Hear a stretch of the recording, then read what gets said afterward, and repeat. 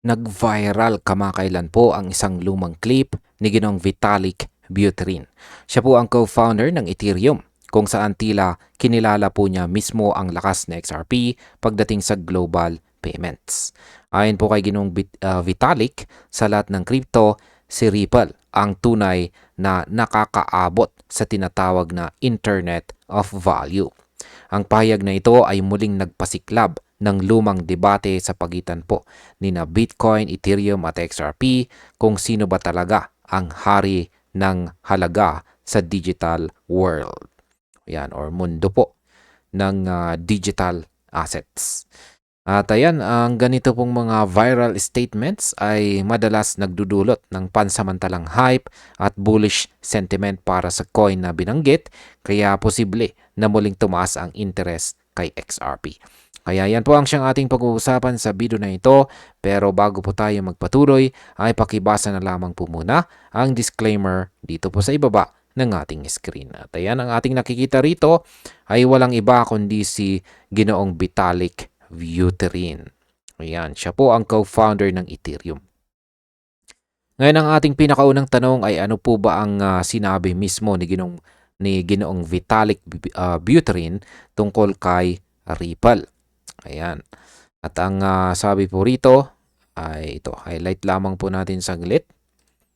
Ayan, the viral moment recently shared by crypto analyst Levi Rietveld on X has steered renewed discussions around Ripple's XRP ledger and its long recognized advantage in global payments technology. Ayan, ano nga bang ibig sabihin yan?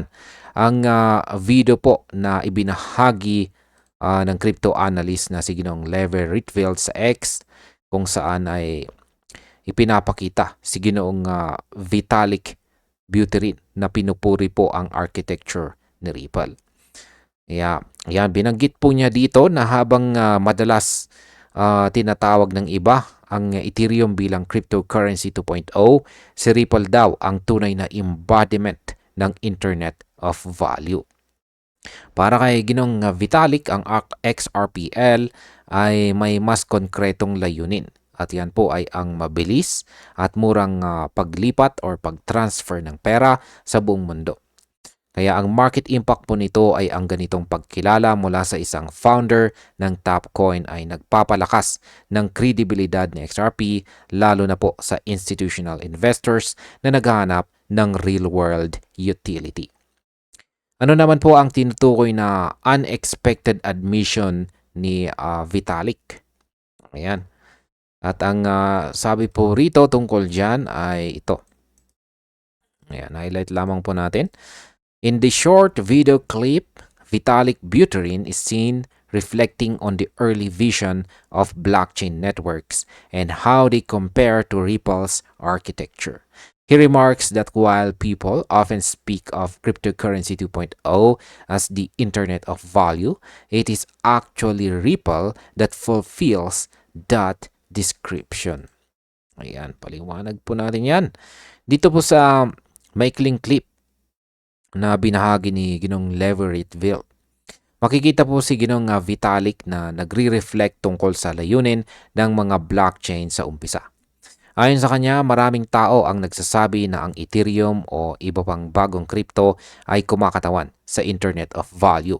Pero kung tutuusin daw, si Ripple ang tunay na nakamit iyon. Ayan, nakakamit nito.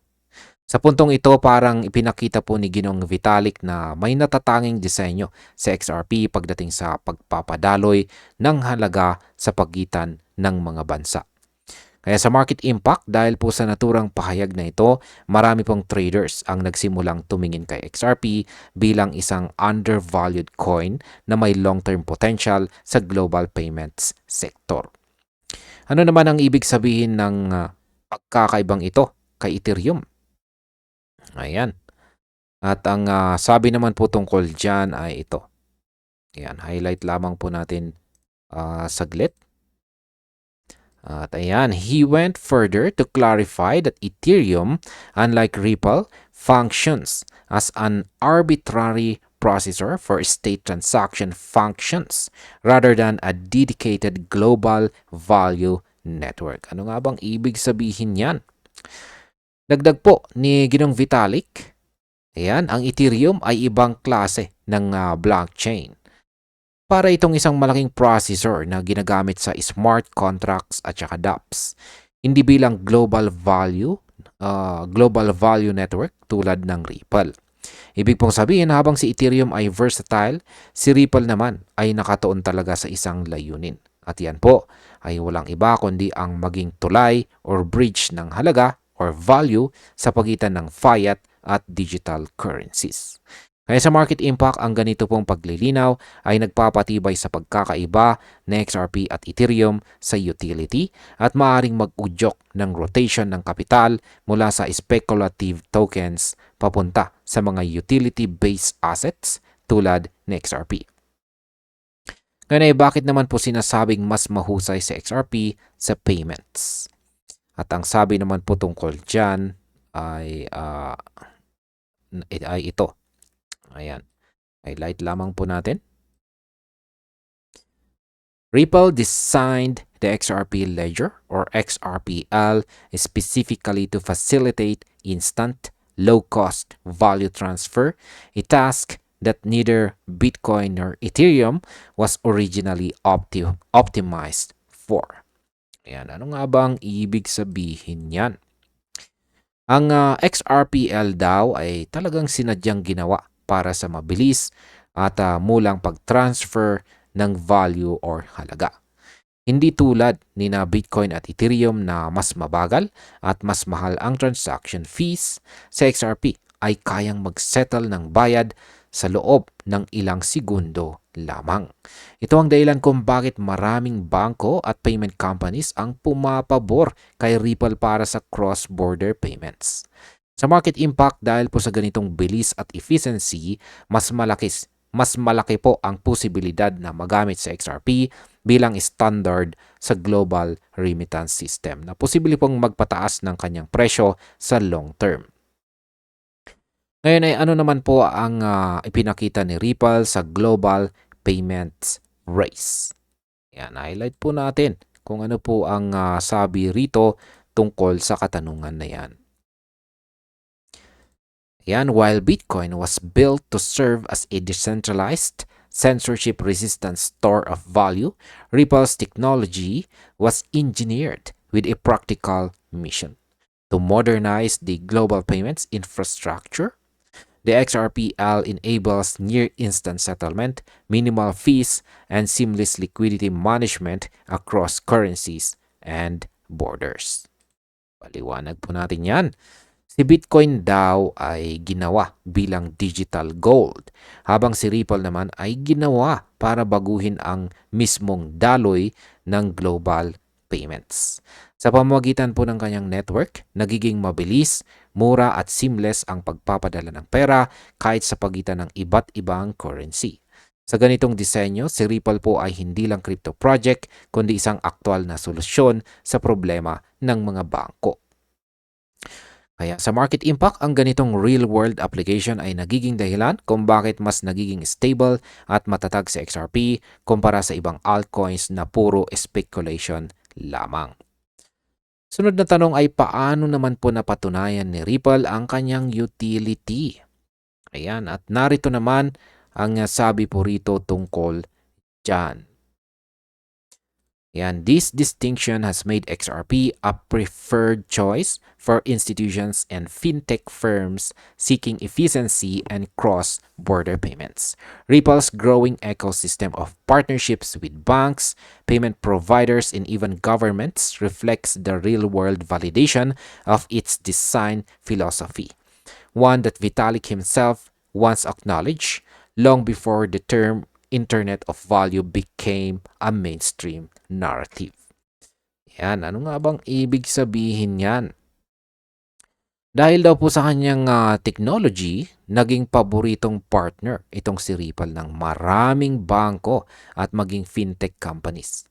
May mga gobyerno pa nga na interesado sa paggamit ng kanyang network para sa digital payment systems.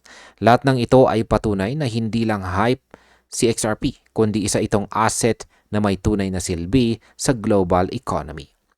Sa market impact, habang lumalawak po ang adoption, natural na tataas ang demand para sa XRP tokens at ito po ay pwedeng magdulot ng steady upward trend sa presyo. Ngayon ay bakit po ba muling nabuhay ang debate or debate? Yan, at ang sabi po rito tungkol sa katanungan na yan ay narito. Yan. Sabi rito ay by reposting this historical clip, Leverett Wild reignited discussions about the core purpose of various cryptocurrencies. His post framed Buterin's words as a subtle yet powerful recognition that XRP's architecture solves problems Bitcoin never intended to address. Ayan, paliwanag natin yan. Sabi po dahil po sa post ni Ginong Leverett Wild, muling sumiklab ang debate tungkol sa kung alin ang mas may silbi sa totoong mundo. Ang mga coin kaya na may utility o ang mga coin na panustos lang ng ideolohiya? Para po sa marami, malinaw na sinasabi ni Ginong Vitalik na si XRP ay may disenyo na talagang nilikha para sa real-world payments at hindi lang para sa speculation. Kaya ang market impact po nito ay ang ganitong mga usapan or discussion ay kadalasang nagbubunsod ng renewed investor interest na maaari pong magpataas ng trading volume na XRP sa mga susunod na linggo. Ngayon ay ano naman po ang epekto nito sa crypto landscape? Ayan. At ang sabi naman po rito tungkol dyan ay ito. Ayan, highlight lamang po natin ito saglit. Ayan, the resurface clip doesn't diminish the significance of Bitcoin or Ethereum, but it does highlight how different blockchains excel in different domains. Bitcoin remains the undisputed leader in digital scarcity and store of value properties, while Ethereum continues to dominate decentralized applications and smart contracts. Ayan, ano nga bang ibig sabihin yan? Hindi naman daw nito binababa ang halaga ni na Bitcoin at Ethereum, kundi ipinapakita lang na bawat blockchain ay may kanya-kanyang lahas. Si Bitcoin ang hari ng store of value, si Ethereum naman ang leader sa decentralized applications. At si Ripple naman po ang dalubhasa sa value transfer. Ibig sabihin ay may kanya-kanya silang papel or may kanya-kanyang papel ang bawat isa sa hinaharap ng digital economy. Sa market impact, maaari pong magbunga ito ng mas balancing pananaw ng mga investors kung saan mas pinahahalagaan na ngayon ang utility kaysa sa hype. At bilang panghuli ay ang aking opinion naman tungkol dito ay kung titingnan natin, malinaw na meron pong foresight si Ginoong Vitalik noong sinabi niyang si Ripple ang tunay na Internet of Value. Ang XRPL ay nananatiling mabilis, efficient at patuloy na lumalawak ang paggamit sa mga institution. Habang si Bitcoin ay nananatiling digital gold, si XRP naman po ang nagiging tulay ng halaga sa modernong panahon. Kaya para po sa atin bilang mga traders at saka investors, ang pahayag na ito ay paalala na hindi lang price action ang dapat po nating tingnan, kundi ang tunay na gamit ng isang project. At sa kabuuan, maaari pong si XRP talaga ang maging pangunahing instrumento sa global finance kung magpapatuloy ang ganitong pag-angat ng adoption. At ayun, hanggang dito na lamang po tayo sa video na ito mga ka-crypto. Maraming salamat sa panonood.